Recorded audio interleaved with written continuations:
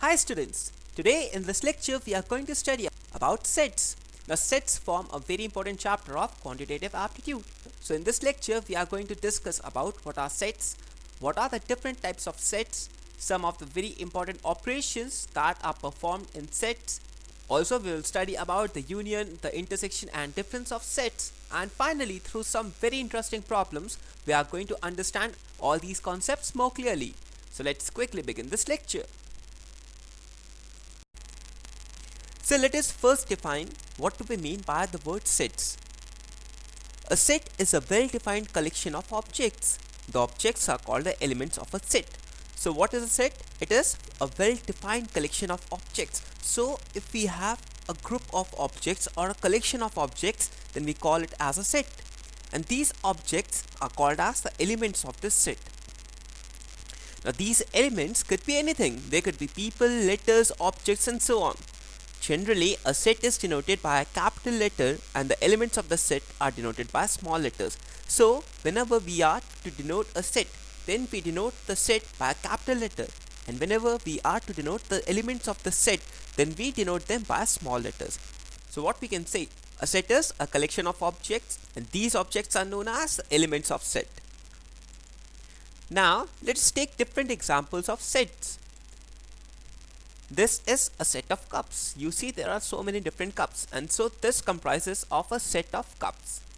Similarly, this denotes a set of apples and this denotes a set of numbers. So you can have set of so many things. Either you can have a set of cups, you can have a set of apples, or you can even have a set of numbers. So simply set is a collection of objects. These objects could be people, these objects could be actual things, or these could even be numbers. So set simply denotes a collection of objects or a group of objects. Now let us say that we have a set X. So this is a set X in which we have got X as an element. So X is the element of set X. We have seen that the object contained in a set is known as the element. So all the objects that are within this particular set are known as the elements of this set X.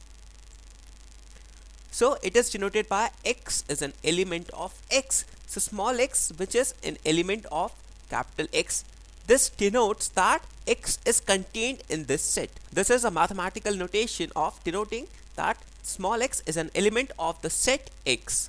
Let us take another object. Let us say it is Y. But we clearly see that this is not contained in this particular set. So Y is not an element of X because this is not contained in the set X. Now how to denote that? Y is not an element of X. So this is a mathematical notation which represents that Y is not an element of the set X. Y is not contained in the set X. Let's take an example. N is a set of natural numbers. So 1, 2, 3, 4 and so on represents a set of natural numbers, and this is denoted by N. So N represents a set of natural numbers and the elements of this set would be 1, 2, 3, 4, 5, 6 and so on. A set of integers on the number line would be, all these are a set of integers that are contained on the number line. So this represents a set of integers on the number line.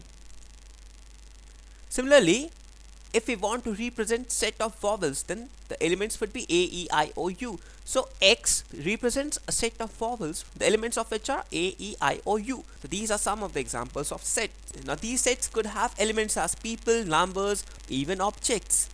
Now the representation is very important. How to represent a set in mathematics? For that, we have got two such methods. The first is the roster method, or which is also known as a tabular method. The other one is the set builder method. So there are two methods of representing any set in mathematics. The first is the roster method, or which is also known as a tabular method, and the second one is the set builder method. One by one, let's understand these two methods of representation. The first is the roster method or the tabular method. Here we write all the elements within the braces and each element separated by a comma. We write all the elements within the brackets and each of these elements is separated by a comma. For example, a set of all the prime numbers less than 20 is represented by the set S, braces, 2, 3, 5, 7, 11, 13, 17 and 19. Now remember that these all are prime numbers which are less than 20, and each of these element is separated by a comma, and all these are also contained within the braces. So this represents a set of prime numbers less than 20, and this is represented in the roster method. So in the roster method, what we do is we contain all these elements within the braces, and each of these elements is separated by a comma. This is also known as a tabular method. The next is the set builder method. Here a set is defined by stating a property which is satisfied by all the elements of that set X.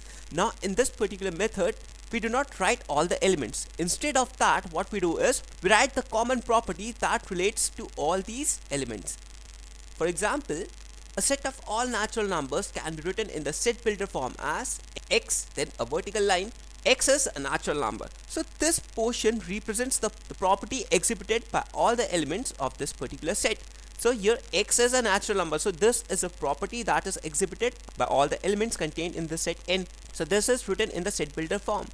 In the roster method, it would be written as braces 1, 2, 3, 4, 5, 6 and so on. So the basic difference between the roster method and the set builder method is that in the roster method, we write all the elements. But in the set builder method, we do not write the elements. What we do is we state the property that relates to each and every element of the set. So any of these two ways could be used to represent a set. So any of these two methods could be used to represent any set. Now we are going to study various kinds of sets. The first is the universal set. What is a universal set? The set containing all the elements under consideration is a universal set, and it is denoted by U. So capital U represents a universal set. A universal set may have many subsets. All the elements of the subset should be in the universal set. Now, what is a universal set? Universal set is a set that contains all the elements which are under consideration. So universal set has all the elements that we are actually interested in consideration, and it is denoted by U. Now, this universal set may have many subsets, and all the elements of this subset should be in the universal set. So that is why the name comes universal. Universal contains all the elements. So there could be various subsets of universal sets. Let's try to understand this. The universal set of alphabets is U, which is represented in the tabular form as A, B, C and so on up to X, Y, Z. So this represents all the alphabets. So U, which is a universal set of all the English alphabets, is this. Now, if we have another set which is a set of vowels, then that would be X equal to A, E, I, O, U. And now we clearly see that X is a subset of U. Subset of U would mean that all the elements of X are contained in this universal set U. So U is a set containing all the elements which are under consideration. Here the elements which are under consideration are the alphabets. Also we have a set X which is a subset of U. That is, all the elements of X are contained in the set U. The next is complementary set. What is a complementary set? In case a set does not contain all the elements of the universal set and another set has the missing elements, then that set is called as a complementary set. So let us say that we have got a universal set. Let us say that we have another set A. A has got to be a subset of U, but it is not necessary that A would contain all the elements of the universal set. It might be possible that some of the elements are left out. So another set which contains all the elements which are left out is known as the complementary set of set A. So for a set A, its complementary is denoted by A, C or A dash. So this represents a complementary set of set A. Just remember, for a complementary set, there has to be an existing set as well. So for A dash to be defined, there has to be a set A. Let's take an example. Let us say that the universal set is 1, 2, 3, 4, 5, 6, 7, 8 and 9. And let us say that we have got another set A such that the elements of which are 1, 2, 3, 4, 5, 6, 7. Now the complement of this set A would be 8, 9. Clearly the elements 8 and 9 are missing in this set A, but they are contained in the universal set. So the set containing all the elements which are not contained in the set A would be the complementary set of A. So the complementary set here is 8, 9. Let us say that this represents the universal set U. Let us say that this region represents the set A. So now this entire region which is inside U but outside A is this region, and this region is nothing but the complementary set of A. So the complement of A would be this very entire region. There's one more thing you can see here, that A plus A complement is equal to U. So if we add the elements of A plus the elements of complementary set of A, then we get the universal set U. I hope you have understood what is complementary set. Now what is a finite set? A set is finite if it consists of a finite number of elements. So if the number of elements contained in a particular set is finite, finite means that which could be counted, then it is known as a finite set. Example could be a set of vowels A, E, I, O, U. Definitely we can count the number of elements contained in this particular set. So A, E, I, O, U, there are 5 elements in this set, and so it is a finite set. So a finite set is a set that consists of a finite number of elements, or the number of elements can be counted in a finite set. Let's see the definition of infinite set. Now infinite set is a set which consists of an infinite number of elements. So we cannot count the number of elements contained in an infinite set. Example could be a set of natural numbers 1, 2, 3, 4 and so on. Here the number of elements are infinite, and so this is an infinite set. What is an empty set? Empty set is also known as a null set. A set which contains no elements is called an empty set. It can be written as this way. So this is a mathematical notation of empty set. So if we have got a set and in which there are no elements, then such a set would be known as an empty set. The next is equal sets. Two sets with exactly the same elements are equal sets. So if we got two sets A and B and such that they have the same elements and the same number of elements, then such two sets are known as equal sets. So let us say that we have got a set A which has the elements 1, 2, 3, and we have another set B which has the elements 3 to 1. So what do you see here? You see that all the elements are the same. 1 is contained in A and B, 2 is contained in A and B, and 3 is also contained in A and B. Also the number of elements in both these sets is equal to 3. So these two sets A and B are equal sets. So for two sets to be equal, they should have exactly the same elements. Now let's understand what are disjoint sets. When two sets have no common elements, they are called disjoint sets. So let us say that we have got two sets. Now if these two sets do not have a common element, that is an element which is contained in both these sets, then such two sets are known as disjoint sets. For example, let us say that we have this as a universal set and we have two sets A and B. Here we see that A has the elements 1, 2, 3, 4 and B has the elements 5, 6, 7 and 8. Here we clearly see that these two sets have no common element. None of the elements is common in both these sets. So these two sets are disjoint sets. So for two sets to be disjoint, the property is that they should not have a common element.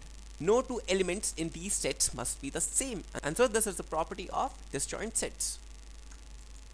Now there's a concept which is the cardinal number. What do we mean by cardinal number? The number of elements in a set is called as the cardinal number or the order of the set. So cardinal number is also known as order of the set, and it is nothing but the number of elements in a particular set. Let us say that we have got a set which is 1, 3, 5, 7, 9 and 11. Now how many elements does this set have? 1, 2, 3, 4, 5, 6. So it has got 6 elements. The number of elements in this set is equal to 6, and so what we can say that the order of this set is equal to 6, which is also the cardinal number and which is equal to 6. So in this set there are 6 elements, and so the cardinal number of this set is equal to 6. Thus the number of elements in a particular set is called as a cardinal number or the order of the set. Now let's see what is a subset. A set X is a subset of another set Y if every element of X belongs to the set Y. So if we have got two sets X and Y, if I say that every element of the set X belongs to the set Y, that is every element of X is also contained in the set Y, then X is the subset of Y. It is denoted as this way. This represents that X is a subset of Y. Let us say that we have got a set C such that the elements are A, B, C, D, E, I, O, U, Z. So these are the elements of the set C. Let us say that we have a set A which has the elements P, C, E, I, and let us say that we have another set P which has the elements A, C, E, P. Now, is A a subset of C? And is P also a subset of C? Let's try to find that. Set A has the elements P, C, E, I. Now, clearly all these elements are also contained in this particular set. So yes, A is a subset of set C. Let's try to find out for P. A is contained in the set, C is also contained in the set, E is contained in this set, but P is an element which is not in this set. So P is not a subset of set C. If X is a subset of Y, then every element of X must belong to the set Y, or every element of X must be contained in the set Y. So this is the definition of subset. Remember that every set is actually a subset of the universal set. But there are two very important concepts, and that is the union and the intersection of sets. Now what do we mean by the union of sets and what do we mean by the intersection of sets? Let's first try to understand what do we mean by union of sets. The union of two sets A and B is a set which consists of all the elements of A and all the elements of B. The processing symbol of union is U. This represents the processing symbol which represents the union of two sets. So what is a union? Union of two sets A and B is a set which consists of all the elements of A and all the elements of B. So what do we do here is we add the elements of set A and we also add the elements of set B. This combined set is known as the union of two sets A and B. But one thing to remember, that the common elements are only written once in the union of sets. Let's take an example. Let us say that we have a set A in which these are the elements. We have another set B in which we have the elements 5, 6, 7, 8 and 9. Now what is the union of A and B? This union of A and B would contain all the elements 1, 2, 3, 4, 5 from the set A and also the elements 6, 7, 8 and 9 from the set B. So this represents the union of set A and set B. Here one important thing that I have already mentioned is that the common element 5 is the element that was present both in the sets A and B and it has been written only once. So the union of two sets A and B represents the sum of all the elements from A and B, taking into consideration the common element, and in the union it is only written once. So this represents A union B. Now let's see what is intersection of two sets. The intersection of the two sets A and B is the set of common elements of A and B. It is represented this way. So this represents intersection, and so this would be called as A intersection B. So this represents A intersection B, and that is a set which contains only the common elements of A and B. Let's take the same example once again. Let us say that we have a set A in which the elements are 1, 2, 3, 4 and 5. Let us say that we have another set B in which the elements are 5, 6, 7, 8 and 9. Now in intersection what we do is we search for the common elements. Here clearly the common element is 5. So A intersection B would be a set that contains the common element which is 5. So A intersection B would be 5. This set A intersection B contains a common element 5 which is present in both these sets A and B. The next concept is the difference of two sets. The difference of sets A and B is a set of all those elements X such that X belongs to A and X does not belong to B. So what is the difference of two sets A and B? It is a set that contains all the elements X such that these elements X belong to the set A but they do not belong to the set B.